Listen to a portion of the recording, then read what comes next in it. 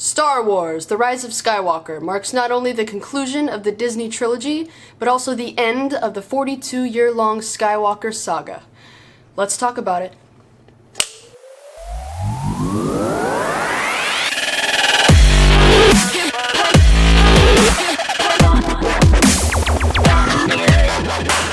Hey guys, welcome back to Hannah's Theater. I'm Hannah, and this is my theater, and today we're talking about Star Wars. I am so excited. I am a huge Star Wars fan. I grew up around Star Wars. I love Star Wars. It's just been a part of my life for literally as long as I can remember. My dad is a massive Star Wars fan, and so I just kind of inherited it as I grew up. So today we're going to be talking about The Rise of Skywalker, the latest in the Star Wars franchise, and the conclusion of the Star Wars franchise. And here we go. So first off, I would like to issue a spoiler warning to anybody who has not yet seen The Rise of Skywalker and doesn't want any spoilers. This is not the video for you, so just catch me in the next one. So just to give you guys a little bit of a background on my feelings towards this trilogy thus far, I really loved The Force Awakens. I thought The Force Awakens was a really great kind of reboot sort of thing, and just a great setup film for all kinds of plot elements. I was, however, not a fan of The Last Jedi. I thought it was just too far off the mark. I was not a fan of some of the choices that were made in that movie. I was not a fan of what they did with Luke, what they did with Snoke. Yeah, not a fan. So when I was going to go see The Rise of Skywalker, I was very nervous about if they were going to be able to pull this off, because in my opinion, I think for a 2.5-hour movie, not a lot happened in The Last Jedi. I think Snoke died, Luke became a Force ghost, and that's really about it. The movie didn't do a whole lot for me, and I don't think it did a whole lot for the trilogy and the plot. So going into to see this movie, I was pretty nervous, and I'm just gonna say it, guys, I actually really enjoyed this movie. Alright, sue me. What are you gonna do? I liked it! Star Wars nowadays is so polarizing and everybody's got their own opinion. It's like politics now. It's just insane. And everybody just goes after everybody for liking it or not liking it, and I liked this movie. I really enjoyed this movie. I thought that the action in this film was fantastic. J.J. Abrams really knows how to make exciting action sequences, and they were exciting, and I enjoyed that. As far as the plot, I know a lot of people were very on the Emperor returning, and so I kind of just tried to put myself in JJ's shoes when making this movie, because there's not a whole lot he could have done.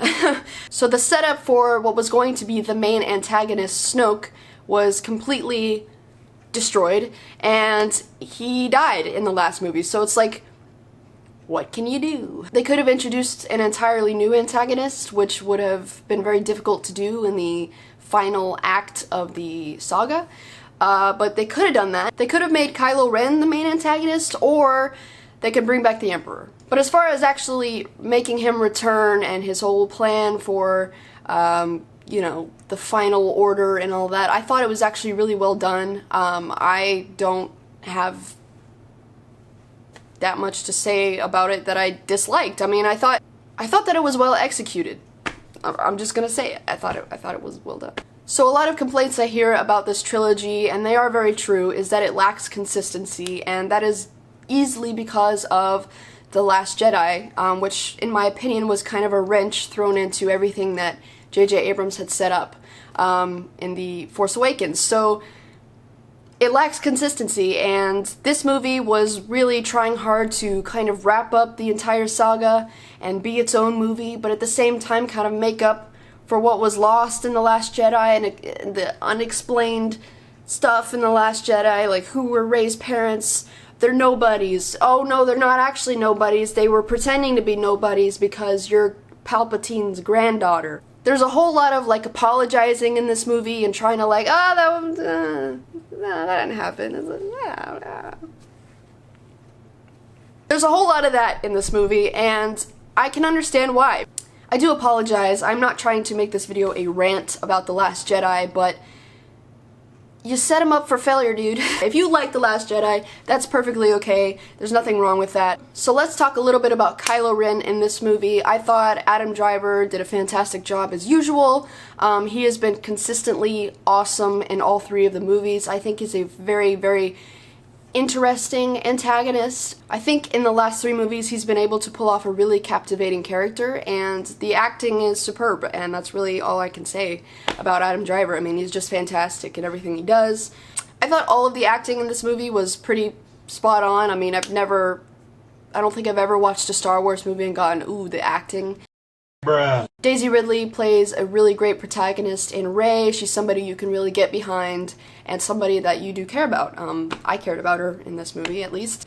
And I would also like to address the Carrie Fisher parts in this movie. They were a bit awkward, and I know that obviously it's because she's no longer here. I know some of this stuff she had pre-filmed, and then some of this she also was also taken from The Force Awakens, I believe.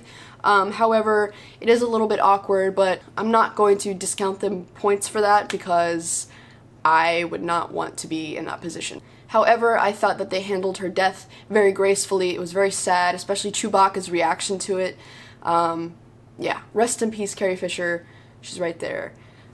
You will forever be missed. Now, you could nitpick the absolute out of this movie, and a lot of people have, and a lot of people do, and unfortunately that's what I've seen most of on the internet, is a lot of people just taking this movie apart, saying, oh, this doesn't make sense, there's plot holes here, plot holes there. For me, I just tried to go in and kind of open my mind and just enjoy the ride, and I loved it because of that. Are there issues with this movie? Absolutely, and a few of them I have are some of the sequences in this movie do seem very rushed, especially with Zori Bliss. I thought that sequence where she's like, hey, Poe, I hate you, why'd you come back here? And then in like the next scene, they're best friends. Definitely a little rushed, definitely a little convenient, I guess you could say, how she gave him the First Order coin, captain's coin, whatever it was, token thing.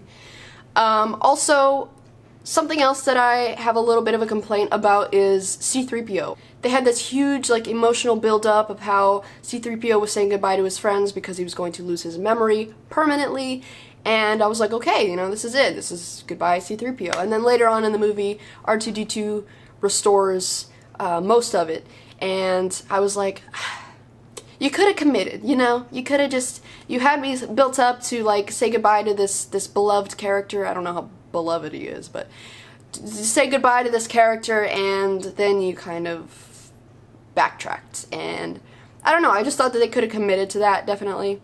Overall, I thought this movie was very strong considering the circumstances that they were in, and I thought that they did a good job pulling off a conclusion. I thought that they stuck the landing. I thought it was well done, and I'm definitely excited to see where the Star Wars franchise goes next. Everybody knows, of course, that The Mandalorian is huge.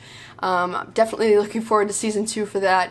Please feel free to let me know what you guys thought about this movie in the comments down below. I'm totally open to some discussion and also to hear some other opinions. But yeah, guys, I really enjoyed this movie, and I can't wait for it to come out on Blu-ray so I can watch all the behind the scenes. Oh, I'm such a nerd. But yeah, guys, thank you for watching this video. I hope you enjoyed this review, and I look forward to seeing you next time.